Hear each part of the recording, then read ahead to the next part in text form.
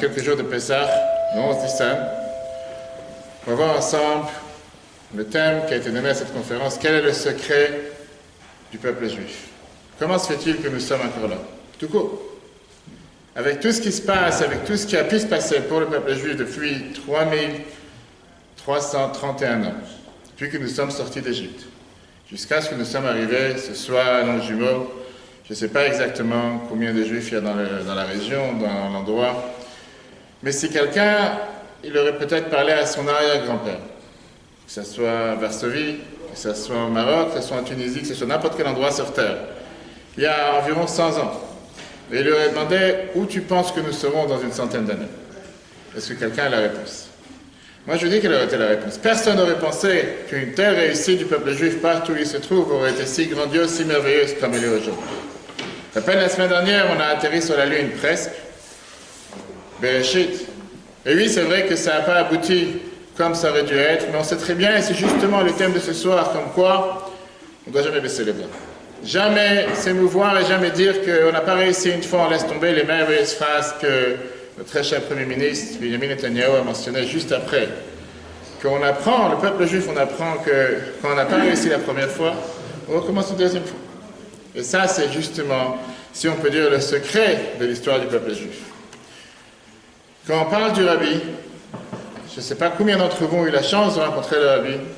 Le mérite, j'ai eu la chance des centaines de reprises, grâce à mes parents, d'être avec le Rabbi à l'occasion de son anniversaire et beaucoup d'autres fois. On va voir aujourd'hui ensemble quelques anecdotes et quelques histoires qui nous montrent comment cette vision planétaire, cette vision de pouvoir regarder le monde comme si c'était sur la paume de sa main. Chaque individu, juif comme non juif, avait toute sa place, avait toute sa mission et tout son devoir. Ça n'existe pas de petits juifs, ça n'existe pas de non-pratiquants, non-religieux, ça n'existe pas quelqu'un qui n'a rien à faire ici, comme parfois malheureusement on peut entendre. Ça n'existe pas un enfant qui est totalement éloigné ou excentré, mais bien au contraire, on fait tous partie du même peuple. Quand on dit « Amecha, nous sommes un peuple », ce n'est pas juste un slogan, c'est quelque chose de réel. Alors essayons de comprendre et voir ensemble. Vous voulez une plaque? Essayons de comprendre et voir ensemble ce soir. Quel est le secret? Quel est le mystère? Je ne sais pas s'il y a des non-juifs parmi nous. Mais on rencontre des non-juifs toujours, tous les jours, et qu'ils ont des fois cette question et qui demandent, et qui parfois ils veulent comprendre. Quel est votre secret? Comment vous avez cette chance de pouvoir être toujours présent, réussir, malgré toutes les difficultés? On ne peut pas se cacher, le peuple juif a passé des difficultés. D'ailleurs, c'est ce qu'on va fêter la soirée de Pessah. D'ici 3 soirs, vendredi soir, on va tous être réunis. Et on va tous dire la fameuse chanson, la fameuse phrase, cette promesse que Dieu il a dit qu'il va nous garder, qu'il va nous maintenir, que pas seulement une seule personne a essayé de vouloir nous exterminer. Et Dieu il est là pour nous sauver. Alors quel est le secret? C'est vrai, j'ai l'habitude dans tous les cours et les conférences, ou celui qui suit sur Facebook ou sur l'application, que je ne parle jamais tout seul. Alors ici, chacun aura droit à la parole ce soir. Je ne sais pas combien de temps on a. Mais ça serait intéressant d'entendre du public. Prenons une personne du côté femme, une personne du côté homme. Donnez-moi vous la réponse. Quel est le secret? Qu'est-ce qui fait que nous sommes toujours présents? Allez-y. Pas besoin de lever la main, on n'est pas en classe. La Torah. La Torah fait que nous sommes toujours présents. Ça, c'est le secret. Ok, quelqu'un d'autre? Femme? Notre foi. Notre foi. La foi fait que nous sommes toujours présents? Ok, pourquoi pas? Parce qu'on passe, notre religion, on se la passe de père en fils et on enseigne en même temps. On ne fait pas que passer sur terre, on n'est pas stérile, on passe notre religion de père en fils ou mère en fille et puis... D'accord, donc puisqu'on a la transmission, c'est pour ça qu'on est encore là. Alors qu'il y a d'autres peuples qui ne transmettent rien. D'accord. Si je peux me permettre. Oui, allez-y. Le miracle. J'ai pas entendu. Le miracle de Dieu. L'ira? Les miracles. Les miracles, pardon. Les miracles de Dieu. Vous avez raison. Sauf que j'ai un problème avec ce que vous avez dit. Parce que si on regarde, la majorité du peuple juif n'est pas pratiquante. Oui. Sur la planète Terre. On tient quand même à rester juif. Je ne dis pas le contraire. Sauf que la transmission, qu'est-ce qui est exactement transmis si la majorité ne pratique pas? Oui, c'est vrai que la fête de Pessah, la circoncision, on a parlé ça longuement dans un autre cours hier soir, vous pouvez écouter sur l'application Torah. y a aussi l'exil qui nous rapproche. Donc ça veut dire le fait de souffrir. Ça nous rapproche. On essaye de se rassembler parce qu'on est loin de la maison. D'accord. Donc ça veut dire qu'on est forcément voué à souffrir pour pouvoir être ensemble. Ça veut dire que quand les parents ils veulent que les enfants soient ensemble, il faut les faire souffrir. Hein? Je sais pas. Pourquoi pas? Quelqu'un d'autre? La promesse de... Promesse que Dieu a fait à Abraham que, quoi qu'il arrive, on sera toujours présent. Ok. Tout ce que vous avez dit, c'est vrai. On va voir aujourd'hui quelque chose de beaucoup plus profond. Regardez une histoire. Il y avait une fois un antisémite qui rentre dans un bar et il voit un juif assis dans le coin. Et comme tout bon antisémite qui dérange de voir un juif, il va chez le responsable du bar qui sert, vous savez, avec les bières, l'alcool. Et il lui dit, je voudrais que tu serves à tous ceux qui sont ici assis un verre de l'alcool le plus cher, sauf aux juifs. Antisémite. Et il voit les juifs qui s'éclatent de rire. Alors cet antisémite qui est vraiment désespéré, parce qu'il ne peut pas supporter de voir ce sourire sur la figure de ce juif, il va encore une fois voir le responsable du bar et lui dit, je t'en supplie, m'a servi un deuxième verre, il a fait les 4 verres avant Pessah, m'a servi un deuxième verre à tous ceux qui sont présents ici dans le bar, sauf à ce juif qui est assis sur le coin. Et il voit le juif qui rigole encore une fois. Il s'est dit, je vais passer une troisième fois, un troisième verre. Et il va encore une fois voir le responsable du bar et il lui dit, je t'en supplie, un troisième verre à tout le monde, la plus belle alcool que tu as dans le bar ne donne pas à ce juif. Et il voit le juif qui s'éclate de rire. Oui, il s'est dit qu'il y a quelque chose qui ne va pas avec lui. Il va voir le responsable du bar et lui dit, qu'est-ce qui se passe avec ce juif? Il a un problème. Il fait, non, c'est juste le patron du bar. Et ça, c'est aussi une des raisons comme quoi on va tout de suite voir. Quel est le secret? Qu'est-ce qui fait qu'on a cette chance de pouvoir, je ne vais pas dire se moquer, on n'est pas là pour se moquer, mais la réalité, elle est que malgré toutes les souffrances, malgré toutes les difficultés, on est toujours là, et on est toujours présent. Et la vie est belle. Et c'est ce qu'on va faire le soir de Pessah, c'est ce qu'on va parler justement. Ne pas penser un instant que le monde c'est une jungle. Ne pas penser un instant que le monde fonctionne comme si rien n'était. Mais bien au contraire, chaque détail qui se passe sur cette planète est orchestré, dirigé par Dieu qui est présent à chaque instant. Il ne faut penser pas un instant qu'on est dans une jungle. En 1972, un groupe de l'organisation UJA, l'organisation juive américaine, comme si on aurait pu dire ici le Fonds social, parce qu'il représente en Amérique, sont rentrés voir le rabbi en audience privée. C'est vrai que le rabbi recevait des gens 3 fois par semaine, de 9h du soir à 7h du matin parfois. Et c'était à l'occasion de l'anniversaire du rabbi. Maintenant, bien sûr qu'en règle générale, l'anniversaire de quelqu'un, on demande des cadeaux. Ici, on ne demande pas des cadeaux parce qu'on ne les a pas reçus. Les gens, ils comprennent même qu'il faut amener un cadeau. Et là, bizarrement, le rabbi leur dit la phrase suivante. Je ne vous demande pas un chèque. Je ne vous demande pas de cadeau. Ce que je vous demande à chacun d'entre vous, c'est que chacun qui est rentré ici, dans l'audience privée, soit un peu plus juif demain qu'aujourd'hui. Plus juif. Comment? Parce que chacun d'entre vous va rajouter une seule mitzvah, dans un commandement, dans votre vie privée, dans votre vie personnelle. Regardez-moi, 1972, le rabbi a eu 70 ans. De mon expérience, j'ai 70 ans. Et j'aspire tous les jours à devenir un meilleur juif demain par rapport à aujourd'hui. Si vous allez prendre chacun d'entre vous une mitzvah, faire en sorte de changer, ça va avoir un impact direct sur votre vie de famille, ça va avoir un impact sur votre entourage, ça va avoir un impact sur la société et le monde sera un monde meilleur. Et là, chers amis, si on peut dire la révolution planétaire que le rabbi de Lubavitch a fait sur cette planète. Dire à un juif de faire 613 commandements en un jour, je vous garantis que personne ici présent les a fait, les fait et les fera. Ça n'existe pas. Puisque vous savez très bien que 613 commandements, c'est divisé par catégorie du peuple juif. Hommes, femmes, Shabbat, fête, semaine, Cohen, Lévi, Israël, et on en passe. Ça n'existe pas un juif qui fait 613 commandements. Peut-être, j'aurais bien voulu le connaître, on fait tous partie du même peuple.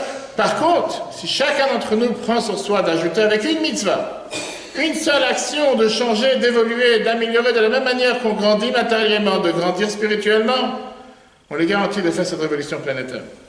Regardez ce qu'on a lu il y a quelques semaines. On est en plein Chumash Vayikra, le Chumash lévitique. Parmi toutes ces lois des sacrifices qui parfois sont incompréhensibles pour la majorité d'entre nous, puisque malheureusement on n'a pas les sacrifices aujourd'hui, Il y a un commandement qui est le plus bizarre, et si on peut dire, il est fait juste pour ceux qui font le ménage pour Pessah. C'est vrai que les Juifs sont schizophrènes de ménage, et dès qu'on arrive à Pessah, on doit commencer à refaire la peinture, changer la tapisserie, changer la moquette, commencer à faire des choses qu'on n'a pas pensé à faire toute l'année. Mais dès qu'arrive Pessah, on confond le chametz et la poussière, et pourquoi pas, si pour certains c'est une opportunité de vouloir changer avec grand plaisir. Sauf que le problème est que le chametz qu'on doit rechercher, c'est pas la poussière. Et voilà la paracha de Tzav, deuxième paracha de Lévitique, dans laquelle la Torah nous dit, si vous regardez le texte, Tzav et Aaron vet banav, je vous traduis, voici, ordonne à Aaron et ses enfants, en ces termes, et à ses fils. Ceci est la règle de l'Holocauste qui était le sacrifice qu'on devait amener dans le temple. Le sacrifice qui se consume sur le brasier de l'autel toute la nuit jusqu'au matin. Le feu de l'autel, il doit brûler de même. Vous savez très bien qu'il y avait un feu qui devait constamment brûler sur le misbéach, sur l'autel. Le Kohen, le pontife, le prêtre, il avait le devoir, revêtira son habit de lin après avoir couvert sa chair de caleçon de lin. Il enlèvera sur l'autel les cendres de l'Holocauste consumées par le feu et il la déposera à côté de l'autel. Tout celui qui a vu certainement des photos du misbéach, de l'autel, il y avait comme l'endroit où on amenait les sacrifices et à part ça, il y avait comme une rampe sur le côté. Et là, le premier devoir qu'il a, c'est une prière qu'on dit tous les jours dans la prière, qu'il avait le devoir, il avait le devoir de faire ce qu'on appelle Ramat Adashen, il devait enlever cette cendre, on brûle les sacrifices sur le temple, automatiquement il descend. Mais une pelle et le mettre sur le côté. Après ça, on continue, il dépouillera ses habits et en revêtira d'autres pour transporter les cendres hors du camp dans un lieu pur. Ce qu'on appelle en hébreu Otsaat Adashen, sortir les cendres. Alors, je ne vous cache pas que la Torah n'est pas un manuel de savoir comment faire le ménage, mais la Torah n'est pas là pour nous dire quoi faire quand il y a un sacrifice qui forcément a brûlé sur l'autel, et automatiquement il y a des cendres. S'il y a des cendres, automatiquement on doit les enlever. Quelle est cette mitzvah de la Torah qui est totalement bizarre? Et à deux reprises, la Torah nous dit ici, bien sûr que ce n'était pas un travail, on va dire, sale, pas propre, vous allez faire venir par une personne de ménage. Non, le prêtre lui-même avec ses habits, ça faisait partie du rituel, le travail que le prêtre avait le devoir de faire dans le temple. Ça faisait partie des mitzvot, des commandements que le prêtre devait faire. Sauf que ce qui dérange, c'est que, pourquoi la Torah en fait de ça un monde? Je veux dire, qu'est-ce qu'elle a besoin de me dire une chose pareille? C'est comme si on va dire, la Torah devait nous dire forcément le devoir de nettoyer le sang qui coulait des sacrifices qui étaient abattus dans le temple. La Torah ne le dit pas. Pas besoin de le savoir. C'est tout à fait normal qu'on sait que quand il y a quelque chose qui s'est sali dans le temple, on doit le nettoyer. Alors pourquoi la Torah en fait ici un monde en disant qu'il devait monter par un côté et il devait sortir d'abord prendre une pelle, des cendres, de le mettre sur le côté du temple, et après quelques jours, une fois qu'il y avait un tas de cendres, de charbon qui était usé, il devait le sortir en dehors du camp. J'ai compris, je sais exactement ce qu'il faut faire pour nettoyer une maison, et quand il y a de la poussière quelque part, pas besoin de me dire, va prendre le balai, va prendre la pelle, mets les poussières dans la pelle, va dans la poubelle, on sait ce qu'il faut faire. Et surtout, c'est pas ce que la Torah cherche à nous dire. La Torah n'est pas un manuel de rangement ou un manuel de nettoyage, puisqu'on est quelques semaines avant Pessah pour nous dire quoi faire. Qu'est-ce qu'elle a cherché à faire? Et surtout, comme je dis tout à l'heure, on a ici deux mitzvot distincts, deux commandements différents. Trumat Adashen et Otsaat Adashen, qui veut dire prélever la cendre et après faire sortir les cendres à l'extérieur. Et moi, je voudrais avoir une réponse parmi tous ceux qui sont ici présents, m'a prévenu qu'on a affaire avec des grands érudits. Quel est le but? À quoi sert cette mitzvah? Quel est le but d'avoir une mitzvah de nous faire savoir qu'il faut prélever la cendre tous les jours? Et après ça, une fois qu'on a un tas de cendres, un tas de charbon qui s'est amassé sur l'autel, le sortir en dehors du camp. Si jamais on n'aurait pas dit, si jamais la Torah ne l'aurait pas dit, on n'aurait pas fait. Imaginez-vous un instant, un mois de sacrifice sur le temple. Imaginez-vous le tas de cendres qu'il y a. On a besoin de me dire une chose pareille. Qu'est-ce qu'on cherche derrière? Hachem, dans sa grande beauté, il donne du mérite même sur des choses qui sont évidentes. Donc c'est pour ça qu'il nous donne le devoir de le faire. De le faire, comme ça on a même un mérite sur ça. Très bonne réponse. Sauf que alors si c'est comme ça, va jusqu'au bout.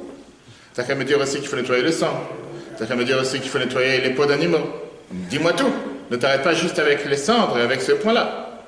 J'ai oublié de dire que le cours il est pour Leilou Nishmat Yosef Ben Louisa Benisti. Il était là pour les 12 mois. Et pour la fois Shlema de Bouria Bat Frecha, Abraham Ben Hélène et tous ceux qui ont besoin. Un bon point. C'est vrai. Dieu veut nous donner un mérite en particulier, pour ça qu'on doit le faire. Mais la question qui dérange, comme j'ai dit tout à l'heure, pourquoi juste ce point, rien d'autre? Quelqu'un d'autre va essayer? Ne vous gênez pas, oui? C'est pour le Kohen, c'est pour le Kohen. Kohen tout court, non, pas forcément le Kohen Gadol. C'était pas dans le Saint des Saints, c'est dans le Beth Amikdash, c'était partie des travaux de sacrifice. Non. Imagine-toi qu'il devait travailler si dur, le pauvre. Matin jusqu'au soir, il a qu'à faire avec du charbon, descendre, se salir, c'est pas vraiment... La Torah n'est pas un guide d'entretien pour la maison. C'était les cendres de l'Holocauste ou les cendres du bois? Du sacrifice, non, non. Le sacrifice, une fois qu'il a brûlé sur le temple, sur l'autel, automatiquement, il y a des cendres qui... C'était les cendres du bois ou de la... De tout, de la bête, parce que l'Holocauste, c'était quoi? C'était un sacrifice qui devait totalement être consumé sur le temple. Donc il devait totalement rester. Donc automatiquement, il fait beaucoup plus. Plus le bois qui a brûlé. N'importe quelle personne qui fait ici des barbecues et des grillades, c'est très bien ce qui se passe. Alors parfois, il faut changer le bois, parfois il faut... Et c'est éventuellement ce qui se passait. Maintenant, de la même manière, comme j'ai dit tout à l'heure, la Torah ne nous donne pas les autres ordres, comment nettoyer le sang, etc. Pourquoi nous dire juste par rapport au sang? Deuxième question, comme on a dit, 2 mitzvot distinctes. Sortir les cendres en dehors du camp. Et à part sortir les cendres, on avait le devoir de prélever les cendres tous les jours. Ça aussi, c'est ce qui dérange. Surtout que, apparemment, cette première mitzvah, c'est une mitzvah qui est totalement en trop. Parce que si, de toute façon, il faut sortir les cendres en dehors du camp, en dehors de l'endroit où se trouvait le peuple juif, en dehors du temple, ça suffirait largement. J'ai pas besoin d'avoir 2 mitzvahs distincts pour me dire tous les matins, la première des choses, tu viens, tu prends une pelle, des cendres et tu les mets sur les côtés. C'est comme ceux qui aiment faire le travail à moitié. Si déjà tu nettoies entièrement. Si vraiment tu veux rendre les choses propres, que le temple soit propre, nettoie sans arrêt tous les jours, sors-le en dehors du temple, pas besoin de rester tous les matins à côté. Est-ce que c'était un problème que la cendre est devenue une impureté à l'intérieur du sanctuaire? Et là vous poussez fort. Que la cendre devient une impureté. Allons dans votre sens. Si la cendre devient une impureté, pourquoi la mettre sur le côté? Si elle est impure,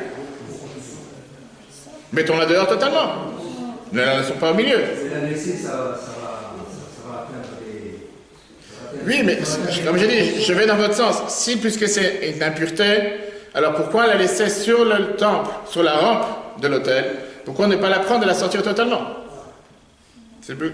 Mais vous avez raison, l'idée d'une impureté, ça pourrait être pas mal. Ce qui dérange le plus, c'est que tout celui qui a l'habitude de faire l'office tous les matins, qui fait les sacrifices, les corbanotes, tous les matins on répète ça dans les corbanotes, c'est devenu un rituel quotidien, on a l'habitude de répéter ça tous les matins. Votzi et Adeshen, Verim et Adeshen. On a l'habitude de dire ça tous les jours. C'est comme si parmi tous les autres éléments qu'on a à faire dans le temple, la seule chose qu'on est préoccupé, la seule chose que Dieu veut qu'on s'en rappelle tous les jours alors qu'on n'a pas le temple aujourd'hui, c'est de prélever les cendres tous les matins et de sortir les cendres en dehors du temple. Comme si c'est vraiment... C'est pour pas les mélanger avec les futurs sacrifices. D'abord, ce n'était pas des cendres par sacrifice, il y a plusieurs sacrifices qui étaient faits sur les mêmes cendres. Ce n'était pas juste un seul sacrifice. Donc pourquoi en faire un monde? Pourquoi en faire de ça comme si c'était le travail, le devoir particulier de chacun d'entre nous, chaque jour, à tel point qu'aujourd'hui, qu'on n'a pas de temple malheureusement, on doit s'en rappeler tous les jours. Parlons des cendres. Qu'est-ce que sont les cendres? Comment les cendres se créent, si on peut dire? Forcément, il y a quelque chose qui était avant la présent, qui a brûlé, et le fait que ça a brûlé, c'est devenu comme ces matières gris noires, blanches, qui parfois sont totalement décomposées, qui fait que l'élément qui était dessus n'est plus là, et c'est pour ça qu'on a des cendres. Ça c'est, je veux dire, même au CP on l'apprend, ou avant le CP. C'est quelque chose qui automatiquement n'a pas pu surmonter la chaleur, n'a pas pu être plus fort que tout ce qui était ses forces, ce feu, cette chaleur, et qui est devenu en cendre. Quand on parle le niveau psychologique et le niveau spirituel de qu'est-ce que représentent les cendres dans la vie de chacun d'entre nous, ça représente parfois la passion, la ferveur, la chaleur que chacun d'entre nous parfois peut avoir pour différentes choses, et particulièrement dans la Torah et les mitzvot. Et parfois, les passions ardentes qu'on peut avoir, ils peuvent être constructives ou bien destructives. Parfois, quelqu'un peut avoir un tempérament flamboyant, où il peut brûler avec amour et dévouement. C'est pas pour rien qu'on dit que l'amour tue parfois. Des fois, quelqu'un qui a une tellement grande chaleur, un tellement grand enthousiasme en vouloir faire ce qu'il veut faire et ce qu'il veut agir, parfois il risque de tout casser, pas parce qu'il cherche à faire du mal, mais parce qu'il aime tellement, parce qu'il voulait tellement bien le faire, que ça ne sort pas forcément comme on aurait voulu. Le feu qu'il y avait sur le temple, qui était là en train de consumer les sacrifices qu'il y avait sur le temple, représente justement, on sait très bien qu'aujourd'hui la prière remplace les sacrifices, représente notre passion ardente pour se soumettre et sublimer notre animal intérieur et l'amener proche de Dieu. Ce feu qu'il y avait sur le temple, cet amour qu'on veut exprimer, c'est cette intense émotion qu'une personne peut développer pour une cause qui est noble, pour la vérité, et que parfois, avec toute sa sincérité, il cherche à faire les choses de la meilleure manière possible. Mais parfois, ces cendres, forcément, ce feu, cette chaleur, produit automatiquement du charbon et des cendres. Qu'est-ce que ce feu peut produire comme charbon et cendres dans la vie de chacun d'entre nous? Parfois, quand on est à fond dans quelque chose, on réalise qu'on est limité. On veut vouloir faire quelque chose très très bien, et on se dit, tu sais quoi, je connais pas tout, j'ai pas toutes les qualités, j'ai pas tout appris. Et on commence à réaliser que parfois on a un côté noir, un côté obscur, un côté cendre, un côté charbon, qui fait que malgré qu'on s'est lancé, on avait une tellement bonne attention de vouloir faire la chose de la meilleure manière possible. On est confronté face à un mur. Et parfois, la personne qui est en face ne va pas nous comprendre comme j'aurais imaginé qu'il m'aurait compris. Et plus quelqu'un il est à fond, plus quelqu'un il essaie de mettre toute sa passion, toute sa vitalité, toute sa chaleur dans quelque chose, plus il peut produire des cendres, plus il peut produire du charbon. Alors c'est vrai que quand on dit que l'ignorance parfois c'est le bonheur, c'est vrai exactement dans la vie de chacun d'entre nous. Certaines personnes sont très confortables avec leurs défauts, sont très confortables avec les manques, sont très confortables avec le non-perfectionniste, sont confortables avec le fait que l'essentiel c'est que j'ai fait ce qu'il fallait faire. Tu m'as demandé de faire la pelouse, ici et là la pelouse elle n'est pas faite, qu'est-ce qu'on en a fait? C'est fait en général, sois content. Tu m'as demandé de faire un gâteau, le gâteau il est sorti à 80% bien, à 20% cru, il est là le gâteau, mange tais-toi. Il y a des gens comme ça, ils ne sont pas là pour regarder les détails. Et il y a des gens que si quelque chose n'est pas exactement comme ils auraient prévu, ou qu'ils auraient planifié, pas parce que ça dépend d'eux, parce que ça dépend parfois que le four n'a pas été allumé à la bonne température, parfois que la machine n'a pas marché comme il fallait, l'aspirateur n'aspirait pas, tellement de ménage avant que ça, va savoir ce que...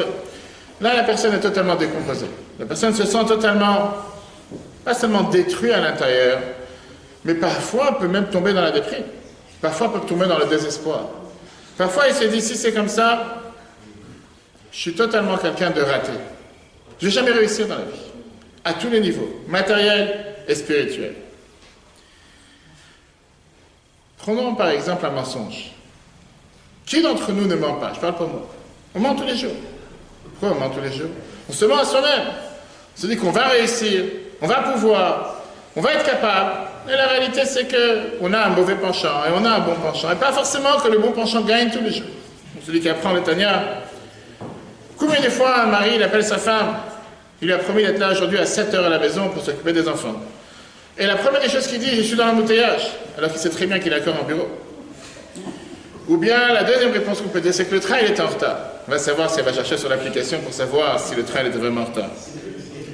Ou bien il ne vient pas au minyan un Shabbat, ou il ne vient pas au minyan une fois quand il va venir, ou à un cours. Ah non, j'étais fatigué, monsieur le rabbin, j'étais malade, je n'ai pas pu y arriver, alors tu sais qu'il était au bar, ou il était en train de danser dans une boîte de nuit le soir. On a le Talmud Torah, Vetravat, Senemar, Naponto Kamboy. Combien de fois j'ai dit, on a des enfants qui ne sont pas là le matin, dimanche matin, parce qu'ils ont fait une soirée pyjama. Va comprendre que ça veut dire soirée pyjama, quelque chose que j'ai jamais entendu avant. Mais que des enfants à longueur de journée te sortent tous les samedis soirs à soirée pyjama. Va comprendre. Depuis quand les parents ils laissent un enfant jusqu'à 3 h du matin? C'est une excuse. Combien de fois des gens doivent payer quelque chose? Et le seul exemple qu'ils vont dire, j'ai envoyé les chèques, j'ai envoyé depuis longtemps. C'est qu'il n'a pas encore envoyé, il a pensé l'envoyer, il n'a pas encore envoyé. Ou quand quelqu'un t'appelle et tu n'as pas envie de lui parler, je te rappelle dans 1 minute. Et il attend toujours la minute. Ou quelqu'un te dit, j'ai jamais reçu ton email. Bref, on peut comme ça parler des heures et des heures. Il y a des gens que pour eux, ça les dérange de dire une telle réponse. Ça les dérange d'avoir affaire. Oui, j'ai dit quelque chose qui n'est pas vrai, j'aurais pas dû dire une chose pareille. Et il y a des gens qui disent, c'est quoi, c'est la vie. Tout le monde ment, je peux mentir, laisse-moi tranquille, c'est comme ça que les gens y parlent, c'est la norme. Qu'est-ce que je vais commencer à lui dire à ma femme? Que je suis pas à l'heure. Je ne vais pas lui dire une chose pareille.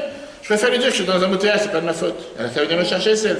Je ne vais pas lui dire que je n'ai pas voulu venir à l'heure, ou que j'étais retardé au bureau, ou que je n'ai pas vraiment pensé venir ce soir à 7 h, etc. Le Rabbi Shneur Zalman de Liad, il a Nour Azakan, qui était au XVIIIe siècle. Il prend cet exemple avec tout ce qui est le raffinement de métal comme l'argent et comme l'or. Donc en règle générale, pour pouvoir affiner ce métal précieux qui se trouve dans les profonds de la terre, il faut creuser dans les endroits les plus profonds. Et plus on va mettre une chaleur beaucoup plus puissante, on va pouvoir raffiner différentes parties pour pouvoir obtenir que ce soit l'argent ou que ce soit l'or. Et on parle ici d'un processus de raffinement qui est pas seulement raffinement par excellence, on ne cherche pas à essayer juste de taper avec un morceau de bois et faire des choses n'importe comment. Mais parfois, il peut y avoir des sentiments qui sont moins denses, mélangés dans des choses qui sont moins visibles.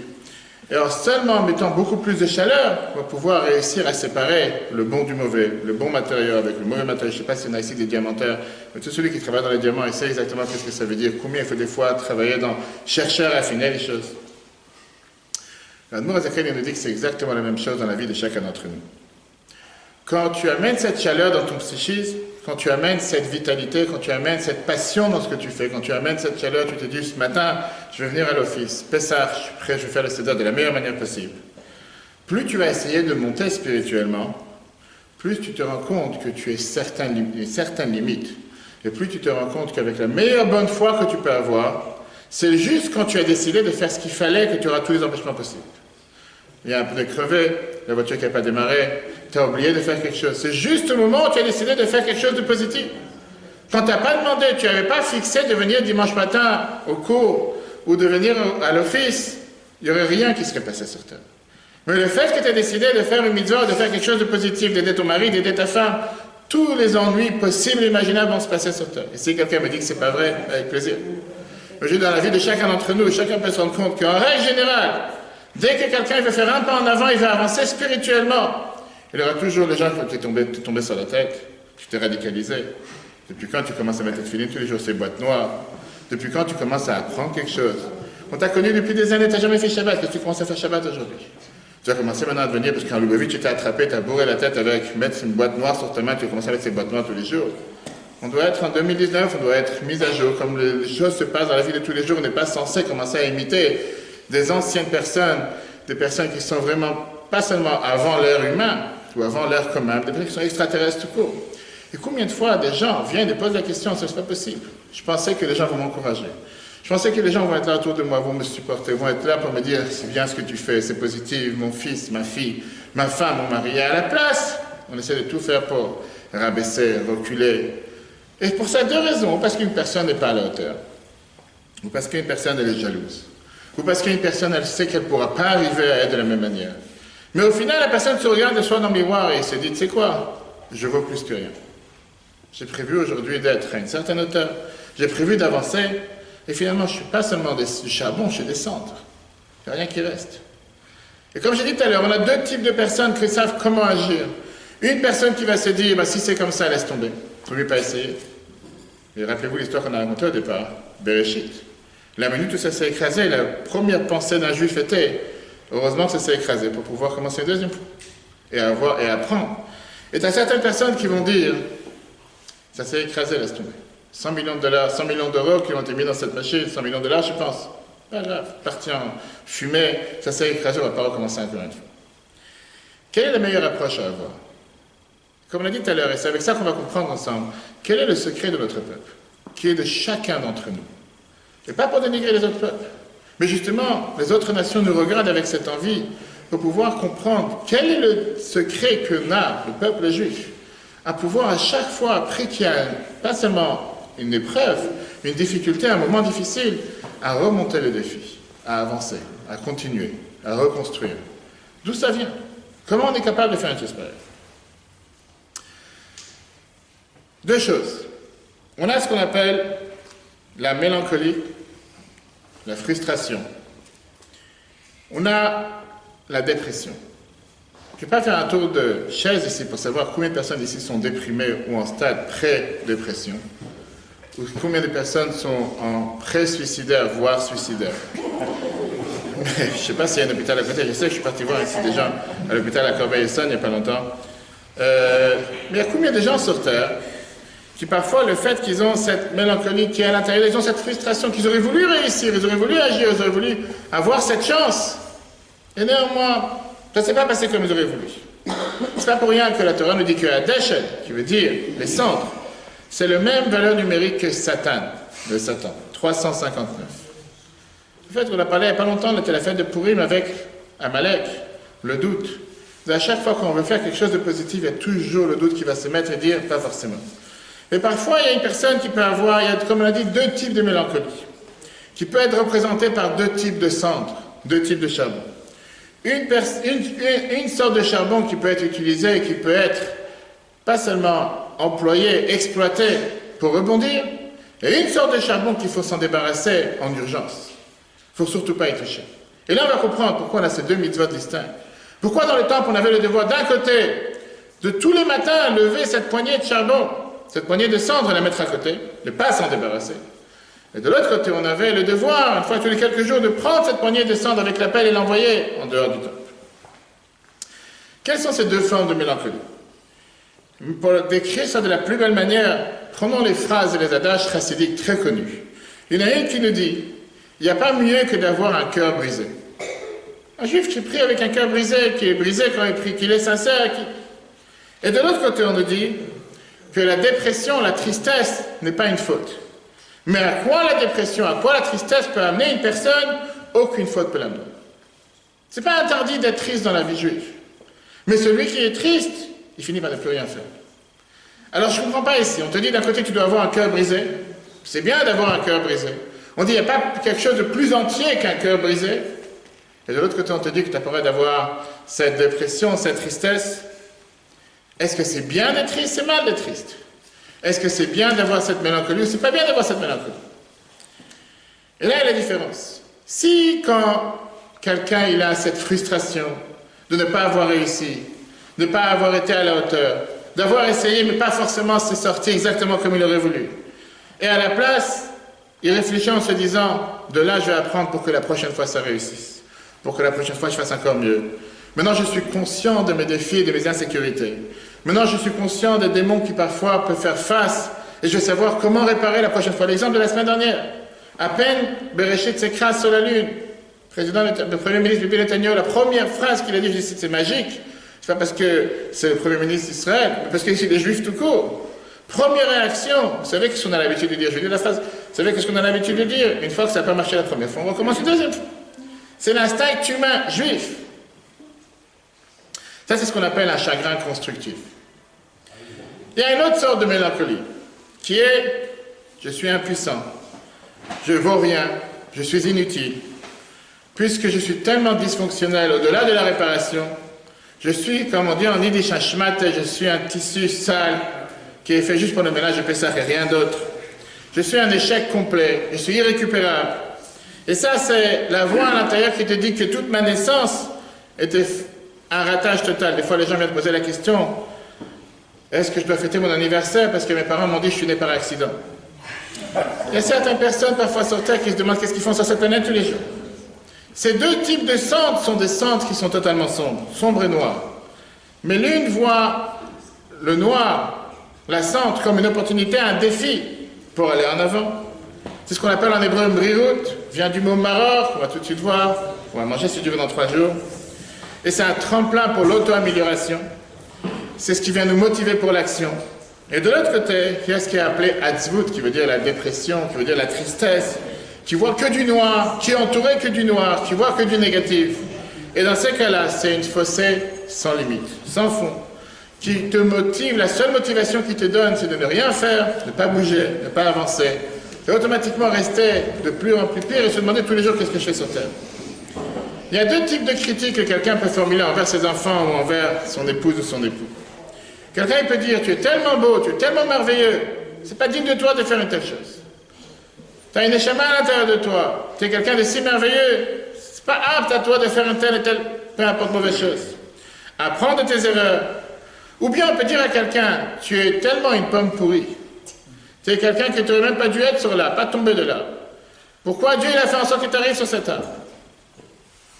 Et automatiquement, dans le premier message, on utilise les échecs pour se reconstruire.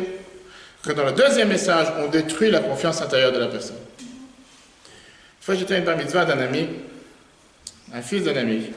Et le bar mitzvah, le père, il vient me voir, quelqu'un de très sympa. Quelqu'un qui est mou, on va dire, quelqu'un qui est très sensible. Et il me dit avec des larmes aux yeux la phrase suivante. Il me dit, quand j'étais un jeune adolescent, le directeur de l'école m'a dit, tu perds ton temps ici à l'école. Tu n'as rien à faire, juste, même chauffer les bancs, tu n'es pas capable. Et il me dit, de toute façon, il n'y a rien qui va sortir de toi. Et moi, je vis, le père dit, je vis avec ce message 24 heures par jour. Regarde, aujourd'hui, je suis marié, j'ai des enfants, j'ai un business qui réussit. Je célèbre la bar mitzvah de mon fils. Ça, c'est ma réponse à ce professeur. Bien sûr que je l'embrassais énormément, j'ai eu de la peine pour lui. Il a 40 ans. Et il vit encore dans sa tête en se rappelant qu'une fois dans sa vie, on lui a dit que tu es une pomme pourrie. que tu vaux rien, tu n'as absolument rien à faire ici. Ça, c'est exactement, chers amis, la distinction que la Torah vient nous donner entre les deux types de centres. Le premier type de centre qui est le devoir de lever la cendre tous les matins, le Kohen avait le devoir de lever la cendre et de les mettre sur le côté du temple. C'était le devoir d'apprendre de ses erreurs, d'apprendre, de savoir et se dire comment faire en sorte de pouvoir reconstruire, de pouvoir avancer, de relever les défis, de ne pas se laisser aller, de ne pas se laisser abattre, de savoir donner une direction dans la vie, d'être focalisé dans la vie, de savoir où on veut aller, quel est le rôle, pourquoi Dieu m'a placé sur cette planète. Le fait que c'est mon anniversaire aujourd'hui, l'anniversaire du Rabbi, le fait de savoir que le monde ne peut pas être le même sans moi. Si jamais le monde aurait dû être le même sans moi, Dieu ne m'aurait pas créé sur terre. Dieu m'a forcément donné une mission. Juif comme non-juif, chacun sa mission, 8 missions différentes, pas mission inférieure. Et automatiquement, le fait d'avoir ces centres, c'est des centres qui nous font grandir et qui nous font développer. Ça nous rappelle qu'on est humain, qu'on n'est pas parfait. Et on a le devoir de se rappeler que Dieu n'attend pas de nous d'être parfaits. Dieu n'attend pas de nous d'être à 100% perfectionniste, même pour celui qui cherche à être perfectionniste. Dieu, il attend de nous de pouvoir apprendre de nos erreurs, on a le droit à l'erreur. Fameuse histoire qui racontait sur le légendaire chef d'IBM. Vous savez, celui qui est encore un ordinateur IBM, aujourd'hui, je ne sais pas si c'est encore courant, mais en tout cas, il s'appelait Thomas Watson. Une occasion, il a eu un manager dans son entreprise qui a fait une énorme erreur dans les affaires, qui a coûté à la société 10 millions de dollars de pertes. C'est pas un euro, 10 millions de dollars de pertes. Et bien sûr que le manager, Watson, il appelle ce responsable de cette erreur, et il appelle et le convoque au bureau. L'autre s'est dit, j'arrive au bureau certainement qu'il va me licencier. Il arrive dans le bureau, il dit, je suppose que vous voulez ma démission. Thomas Watson, qui est le chef d'IBM, lui dit la phrase suivante, tu es complètement fou. On vient de dépenser 10 millions de dollars pour t'éduquer. Et tu veux que maintenant on te jette? Alors, c'est vrai que certaines personnes ont dit une fois que les erreurs sont le portail de la découverte, les erreurs, ce n'est pas des tragédies qui sont totalement désespérées, c'est des expériences avec lesquelles on peut apprendre comment avancer. Thomas Edison, si vous connaissez, c'était celui qui a travaillé avec 2000 différents matériaux à la recherche d'un filament pour l'ampoule. C'est un guide, hein? Exactement, comme tous les bonnes têtes. Pas de racisme, c'est réalité. Quand aucune de toutes ces thèses ont pu finalement arriver à une satisfaction, son assistant lui a dit, écoutez, on n'arrête pas de travailler comme des fous, et on travaille en vain. On n'a rien appris, c'est fait 2000 thèses différentes qu'on essaie pour pouvoir avoir un filament pour l'ampoule et ça ne marche pas. Edison lui a répondu, on n'a rien appris, on a appris énormément. Maintenant, on sait que 2000 éléments ne peuvent pas être utilisés pour faire une ampoule. Et c'est exactement la même manière comment nous devons agir. Vous savez, on parle de Napoléon, on chante tous les Shabbats, à la marche de Napoléon, dans l'habitude, ce fameux empereur français, qui disait la fameuse phrase, n'interrompez jamais votre ennemi quand il fait une erreur. L'adage juif te dit beaucoup plus que ça. Ne t'interromps jamais toi-même quand tu fais une erreur. Pas seulement ton ennemi. Pourquoi? Parce que quand on fait une erreur, bienvenue au club, on fait tous ces erreurs. Et alors? Pas on doit s'en moquer, on doit rire des erreurs. On a fait une erreur, on est tombé. Vous savez, comme on dit, la chance d'avoir un enfant. Donc tous ceux qui ont ici des enfants savent que si un parent veut que son enfant commence à marcher, il doit accepter le fait qu'au premier pas qu'il fait, il tombe un pas sur deux. S'il y a une maman ou un papa ici qui n'est pas d'accord que son enfant qui commence à apprendre à marcher tombe, en se faisant des bleus, des bosses, en se cognant dans tous les sens, et c'est tous les enfants la même chose, on dit qu'il y a un ange qui protège chaque enfant. Mais s'il va dire, tu restes dans une cage, tout le temps que tu n'as pas appris à marcher convenablement, tu ne bouges pas, il ne marchera jamais. Il faut accepter le fait qu'on est capable de tomber, qu'on puisse tomber pour pouvoir apprendre à marcher. Comme j'ai dit tout à l'heure, Dieu n'a jamais demandé à qui que ce soit d'être parfait. En tout cas, je ne sais pas, peut-être quelqu'un d'entre vous a eu ce message, moi je n'ai pas eu ce message. Mais Dieu, il attend de nous d'apprendre de nos erreurs, de reconnaître nos erreurs, de reconstruire de nos erreurs et d'avancer et de se dire qu'on va essayer de ne pas faire encore une fois la même erreur. Voilà la différence, chers amis, entre Trumat Hadashen et Otsat Hadashen. Prélever les cendres, le charbon, tous les matins c'était un rituel et c'est lequel, on a dit tout à l'heure, on a le devoir, nous, de le répéter tous les matins quand on arrive à l'office, tous les matins pendant qu'on fait les corbanotes. On doit répéter ce rituel qui s'est passé dans le temple. Prélever les cendres tous les matins et après sortir les cendres. Prélever les cendres qui étaient en plein milieu, il fallait les prendre du centre du feu où il y a eu tous ces charbons à l'intérieur. C'était justement pour nous montrer comme quoi, oui, la mélancolie, oui, la frustration de ne pas avoir réussi, mais jamais baisser les bras. Par contre, quand tu parles de sortir les cendres, on parle de ces cendres qui vont t'amener juste à la défaite, juste à la désespoir, juste au négatif, juste à ne pas vouloir avancer. Sors ces cendres en dehors du camp, ne les laisse pas une minute à l'intérieur du temple. On doit se rappeler de ces deux devoirs tous les jours. Et voilà, chers amis, le rapport avec le fait de Pessah qu'on va célébrer, si Dieu veut, dans 3 jours. On mange le maror. Alors, on va pas rentrer dans les différentes coutumes. C'est quoi le maror? Les herbes amères, romaines, céleri, endives. Que ce soit le rein pour les ashkenazes, parfois le réfort. Carotte blanche, ceux qui confondent les réforts et la carotte blanche. Je vais savoir différents types de maror et chacun comme il veut, pourquoi pas. Moi, je demande une question. Quel était le but de demander au peuple juif de manger le maror la première fête de Pessah en sortant d'Égypte? Pourquoi on mange le maror le soir de Pessah? C'est les herbes amères. Les herbes amères, mais pourquoi on les mange? Parce qu'on va manger dans le désert des choses pas très valables.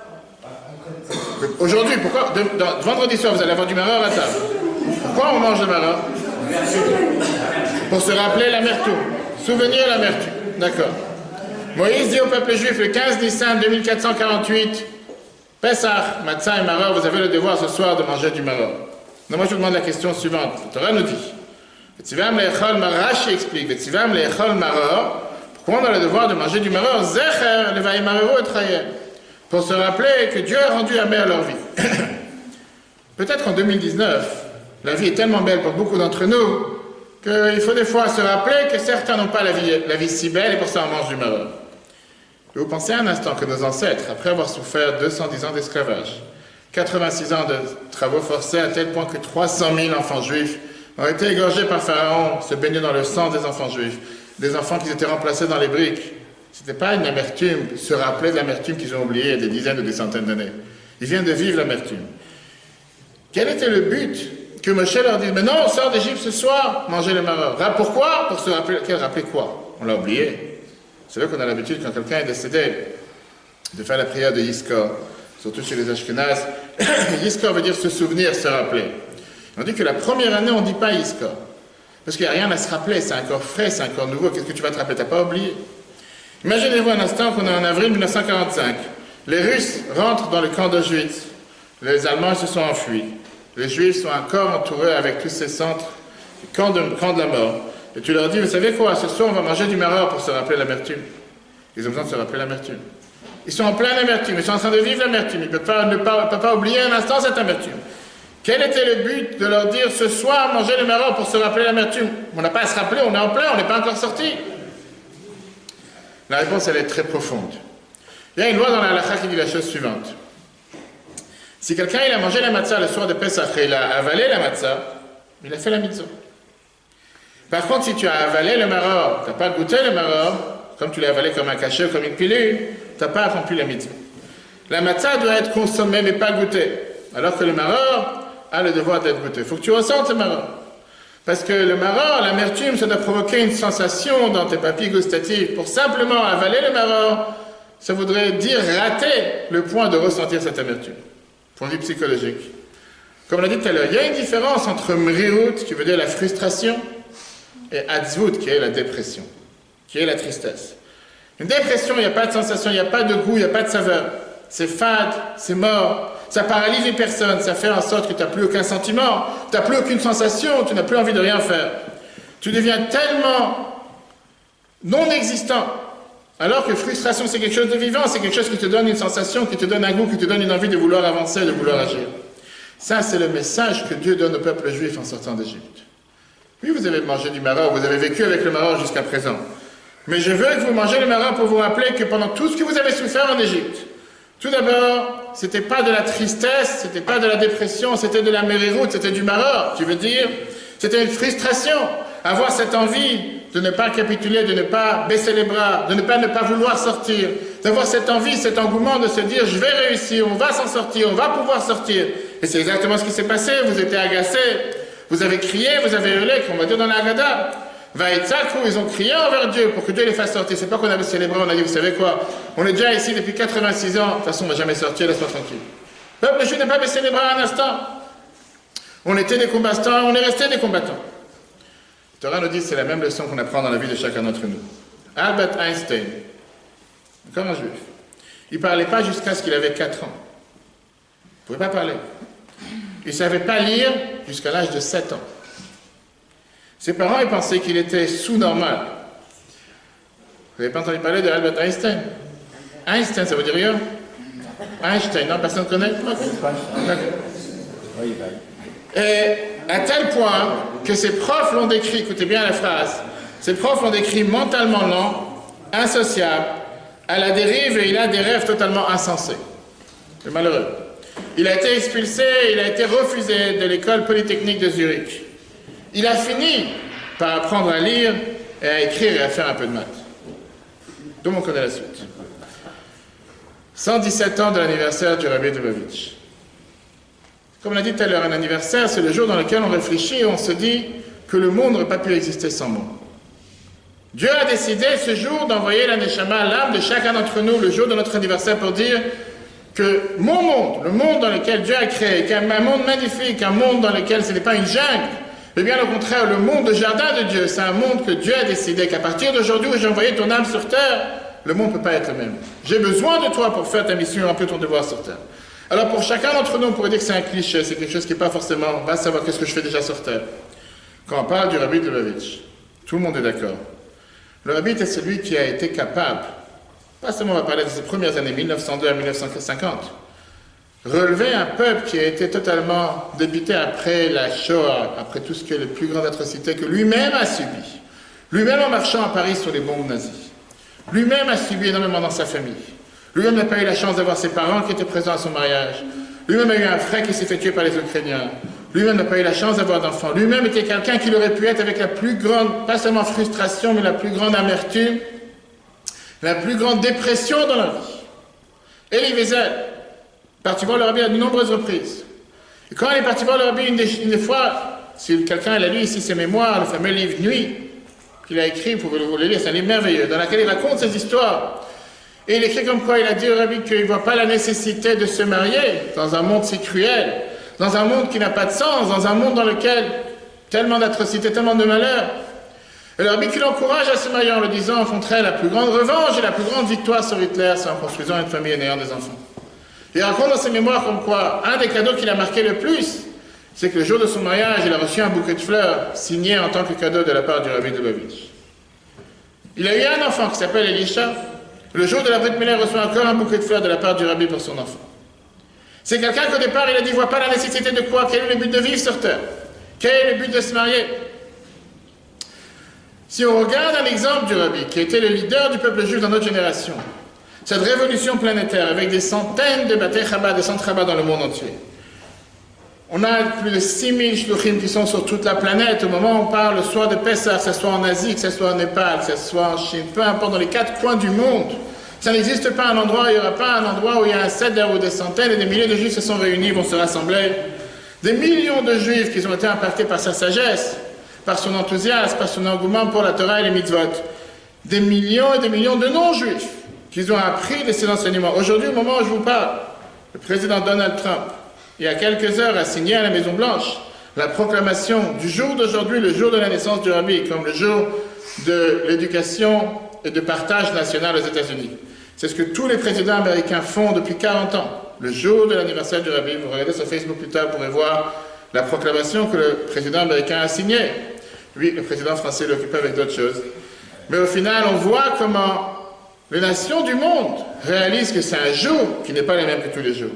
Alors c'est un jour dans lequel chacun d'entre nous, on doit se dire, quel cadeau pouvons-nous donner au Rabbi pour le fait qu'il a fait cette révolution planétaire, pour la vie de tellement de millions de personnes à travers la planète, mais pour chacun d'entre nous, parce que chacun a été imprégné par une mitzvah, par une rencontre, par un discours, par une histoire, qu'est-ce que nous pouvons faire?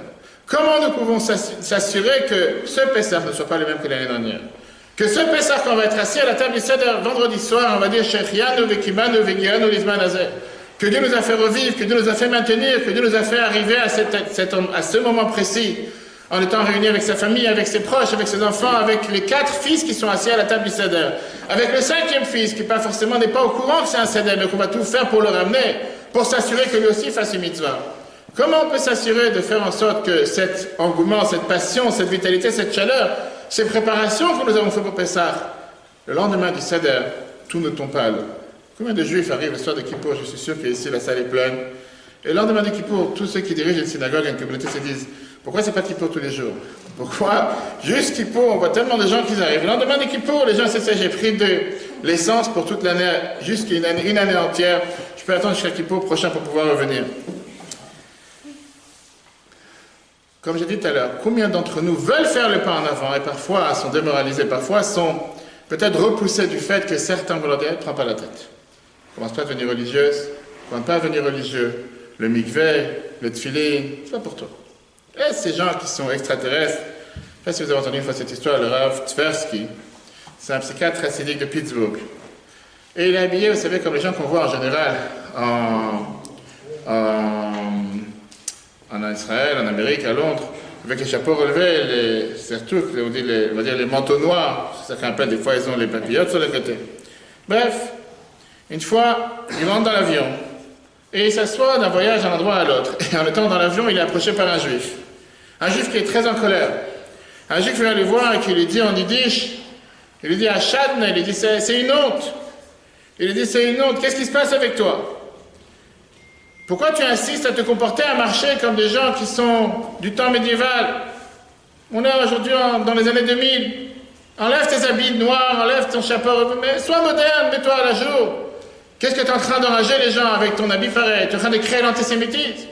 À cause de toi, les gens ils crachent sur un juif, ils bousculent un juif. Comporte-toi comme nous tous. Un juif qui était vraiment enragé, comme on dit, peut-être qu'il n'a pas eu un café le matin.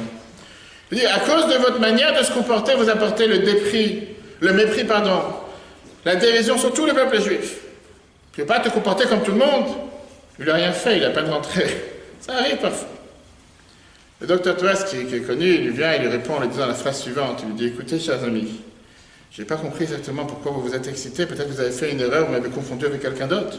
On ne s'est pas parlé, on ne se connaît pas. Je dis, qu'est-ce que vous voulez de moi? Il fait peut-être que vous me confondez avec quelqu'un d'autre, mais je voulais vous dire une chose. Je suis Amish. Vous savez c'est quoi les Amish? Vous avez entendu parler? Il dit, je ne suis pas du tout ce que vous dites. Qu'est-ce que vous vous êtes acharné sur moi? Je vous ai absolument rien fait. Écoutez la suite, ce juif, enragé, se tourne vers le docteur Tversky et lui dit, oh Yves, je vous demande pardon. Il dit, si je n'ai pas réalisé que vous étiez Amish. Il dit, je pensais que vous étiez hassidique. Juif hassidique. Il fait, vous savez quoi? J'ai un énorme respect pour les gens comme vous. Il fait des gens qui savent garder leur tradition, les gens qui savent ne jamais changer, les gens qui sont énormément adaptés, que malgré tout ce qui se passe dans l'entourage, avec l'électricité, avec la modernité, ils savent rester entre eux sans électricité. C'est vraiment bravo pour vous. J'ai le plus grand respect pour les gens comme vous. Et là, le docteur Tversky lui répond en yiddish. Et lui dit la phrase suivante. Il lui dit, eh bien, votre gewesen Amish, si jamais j'aurais été Amish. Il lui dit, si je suis Amish, vous avez le plus grand respect pour moi. Mais puisque je suis juif, vous avez honte de moi. Il lui dit, j'espère qu'un jour, vous respecterez votre propre peuple comme vous respectez les autres. Chers amis, cette histoire vient récapituler ce qu'on vient de dire jusqu'à présent. Combien de fois on a peur de faire le pas en avant, de faire une mitzvah en avant, c'est des gens qui ne vont pas réussir. L'entourage se moque de nous, la société se moque de nous, la famille proche se moque de nous. Viens à la fête de Pessah et nous dit, tu sais quoi? Pessah veut dire sauter. Sortons de barrières, sortons de limites. Mitzrayim, le devoir que la Torah nous dit de penser, de fêter la sortie d'Égypte, tous les jours, 2 fois par jour. Il n'y a pas une mitzvah qu'on fait qui n'est pas en contact avec la sortie d'Égypte. C'est pas juste sortir des frontières égyptiennes, je ne pense pas qu'une personne ici est partie en Égypte. Et néanmoins, on sort d'Égypte tous les jours, sortir de nos limites, sortir des barrières, sortir des cocons, sortir des endroits dans lesquels chacun se dit, je ne vais pas réussir, je ne vais pas pouvoir. Et bien au contraire, c'est dire que quand on fait un pas en avant, Dieu est capable de nous donner la force et le courage de pouvoir faire beaucoup plus de pas, pas seulement un, mais de manière illimitée. Permettez-moi de terminer avec vous avec 2 histoires. Le Rav Levi Shaver était proche du Rabbi pendant les 7 ans que le Rabbi a vécu à Paris, de 1933 à 1941. Et il raconte l'histoire suivante. Il dit, les premières années, au début de la guerre, je ne savais pas si il fallait que je reste à Paris ou que je sorte de l'Europe, j'arrive aux États-Unis. À l'époque, les nazis n'étaient pas encore entrés dans Paris. Et personne ne savait ce qu'ils planifiaient, ce qu'ils allaient faire. Et donc j'en ai parlé avec le Rabbi qui à l'époque était appelé le Ramash. Le Ramash, l'acronyme de Rabbi Menachem Schneerson, le genre du Rabbi précédent. Et le Rabbi qui me répond, en 1935 à Paris, il faudrait demander au rabbi précédent à mon beau-père, le 6e rabbi de Chabad, le rabbi Yosef Yitzhak. Cette réponse a beaucoup étonné. Il dit parce qu'à l'époque, le rabbi précédent, il était déjà en Pologne. La guerre était très difficile. On n'avait aucun moyen d'être en contact avec lui, ni par téléphone, ni par écrit. Mais le rabbi m'a dit, envoie un télégramme avec ta question. J'ai dit au rabbi, mais les télégrammes n'arrivent pas. Ça ne sert à rien d'envoyer un télégramme, il ne reçoit pas ces télégrammes. La phrase que le rabbi m'a répondu est la suivante. Tu t'imagines pas qu'est-ce que c'est un rabbi. La lettre ou le télégramme n'a pas besoin d'arriver à sa destination pour qu'il connaisse ta question.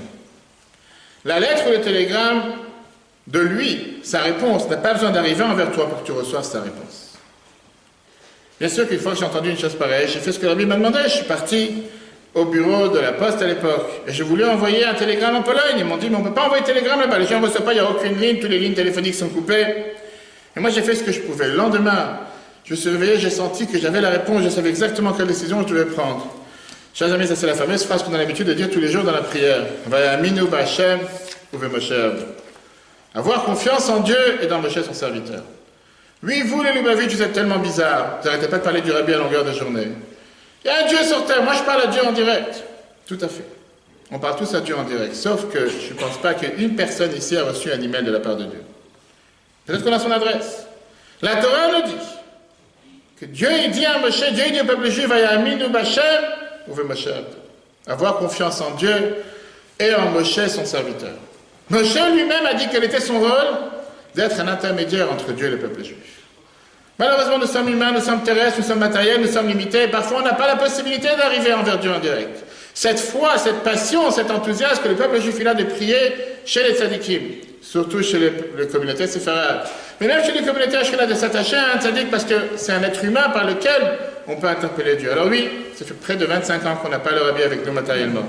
Le rabbi nous a quittés en 1994, et tout le monde se demande la question, comment faire aujourd'hui pour recevoir la bénédiction du rabbi? Le premier qui est parti prier sur la tombe d'un tzaddik, Caleb.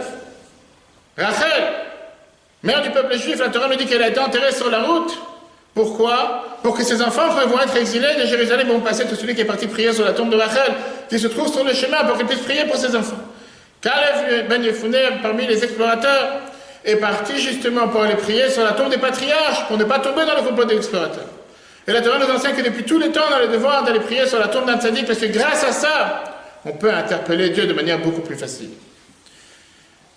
Alors, il y avait un juif qui s'appelait Monsieur Assouline, avec ça on va terminer, priait dans un Bet Chabad en 94, côté de Paris. Une fois, il est parti avec sa famille aux États-Unis. Et le shliach de la ville lui a dit, si tu vas aux États-Unis, ce serait bien que tu ailles visiter leur ami. Dans un des Fabringues, dans une des réunions chassidiques du rabbi, le rabbi avait l'habitude de distribuer des bouteilles de mashké, des bouteilles de vodka, des bouteilles de Smirnoff, à différents chassidim qui étaient présents pour pouvoir distribuer quand ils reviennent en France ou dans le pays où ils sont, pour différentes occasions. Lui, il ne savait pas du tout pour qui le rabbi les donne, à qui. Et comme bon juif français qui adore tout ce qui bouge et tout ce qui sent la pureté, la sainteté, la glisha, il s'est dit, je vois quelques personnes qui sont montées prendre une bouteille, je vais monter aussi. Il monte et il se rapproche et il tend sa main au rabbi pour recevoir une petite bouteille de mashké, une petite bouteille de Smirnoff, et le rabbi lui dit, ça c'est pour le mariage. Ni il a parlé, ni il a demandé quoi que ce soit. Il a tremblé. Il s'est dit, je suis marié depuis quelques années. Donc il y a deux choses ici. Ou le rabbi est en train de prêter que je vais divorcer rapidement, et que je vais me remarier. Quelque chose de mal va se passer. Ou bien que le rabbi a fait une erreur. Il ne sait pas devant qui il a parlé. Ça se peut qu'il a parlé devant quelqu'un et il pensait qu'il n'est pas marié, alors je suis marié. Bref, il revient en France et il fait un bruit en disant, vous voyez, le rabbi doit vite s'être trompé. Il me donne une bouteille d'alcool, il me dit que c'est pour le mariage alors que je suis déjà marié. Et le shliach, il lui dit, écoute-moi une chose. Le rabbi, il sait exactement ce qu'il dit. Le neshama général du peuple juif. Si tu as donné une bouteille pour le mariage, j'ai une raison. Mets-la dans l'armoire. Il va savoir. Il dit, très bien, je mets de côté. Un jour, il ouvre l'armoire et il voit cette bouteille d'alcool qui est présente. Il dit à sa femme, c'est dommage, on a cette bouteille qu'on a reçue du rabbi. Imaginez-vous quelqu'un qui a reçu une bouteille de Baba Saleh ou quelqu'un d'autre, qu'est-ce qu'on va rien faire avec? Il dit, venez, on organise un petit événement avec la famille, on va faire une petite soirée, et on va distribuer le chaim. Quelques juifs, ils ont fixé une date, au hasard. Ils ont invité les amis pour fêter ensemble. Quelques jours avant l'événement, sa femme se sent mal à l'aise. Et elle s'est dit, j'ai pas la force de préparer mon repas pour une vingtaine et trentaine d'amis. C'est comme Toute bonne excuse qu'on a dit tout à l'heure, qui font partie des mensonges quotidiens. Et elle dit, vous savez quoi, au lieu d'organiser ça à la maison, on a prévu, on va faire ça dans une petite salle à côté de la maison. Et on savait qu'il y avait la synagogue, il y a une petite salle. On va commander le repas d'un traiteur cacheur, et la vie est belle. Moi, j'ai rien bien préparé, et on fait l'événement, etc. Ils organisent la salle un dimanche. Ils organisent l'événement un dimanche dans une petite salle de la synagogue. En plein milieu de l'événement, le rabbin local rentre et il dit la chose suivante. Je suis en train de faire une choupa. Je suis en train de faire un mariage, et il n'y a pas minyan. Et je vois que vous êtes ici quelques hommes. Est-ce que ça vous dérange de vous lever, de rentrer dans la salle d'à côté pour compléter le minyan pour la choupa? Vous allez me dire comment est-ce possible un mariage, une choupa sans minyan? Vous parlez ici d'un couple que le mari était un converti et qu'il n'avait pas de famille. Et qu'ils n'ont pas pensé de préparer quoi que ce soit pour le mariage. Ils sont venus faire la choupa, la partie religieuse, sans fête, sans rien. Et ils savaient qu'il n'y avait pas un minyan forcément au mariage. Et donc, le khatan et la kala, ils invitent ces quelques personnes qui se sont réunies par hasard dans cette salle parce que la femme ne se sent pas à l'aise avec la bouteille de mashké que le rabbi l'avait donnée. Et au final, le repas qu'ils avaient préparé se transforme en repas de mariage. C'est pas fini. Ce juif, il est énormément émotionné. Il a tellement d'émotions, il sort la bouteille de mashké, il raconte l'histoire.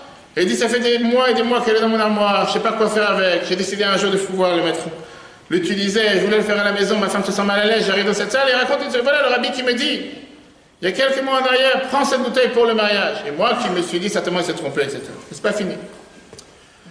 La fiancée, parce que le mari a toujours une fiancée, le couple, il n'y a pas que le mari qui compte, elle commence à pleurer. Elle raconte comme quoi elle est divorcée. Et que le divorce était tellement difficile, elle a tellement subi avec le premier divorce. Elle a eu un tellement de traumatisme gravissime par rapport à ce qu'elle vient de subir comme son premier divorce, que quand elle a connu son deuxième mari, avec lequel elle veut se marier maintenant, elle avait une peur, elle était avec un tel traumatisme que s'est dit, je ne sais pas si je suis en train de faire la bonne chose sur terre. Peut-être qu'il ne faut pas que je me marie. Va savoir quel malheur va m'arriver encore une fois. Elle écrit une lettre au rabbi, la veille du mariage. Et elle écrit, je demande à Dieu de m'envoyer un signe que j'ai une bénédiction dans ce mariage et que le rabbi m'envoie sa bénédiction, que je suis garanti que ce mariage se passera comme il faut. Le lendemain, au moment de la choupa, qui par hasard est dans une salle, qui ne devrait rien avoir ce jour-là, quelques personnes se sont réunies avec une bouteille de mashké que le rabbi donne pour un mariage, parce que ces personnes ont cherché à avoir un signe de Dieu que le mariage c'est un bon mariage. Chers amis, on peut continuer à parler des heures et des heures, mais on a eu la chance dans notre génération d'avoir le rabbi parmi nous. Comme je vous ai dit tout à l'heure, aujourd'hui on peut écrire sur le OL. Si quelqu'un n'est pas encore parti prier sur la tombe du rabbi, je vous conseille vivement de le faire. Il y a des voyages organisés. L'intensité du moment, on voit des juifs et des non-juifs qui défilent à longueur de journée. 7 jours sur 7, qui vont prier sur la tombe du rabbi. S'attacher au rabbi, comme le rabbi le disait en apprenant ses enseignements. Vous avez l'application eTorah, comme il a mentionné dans l'arsenic, eTorah.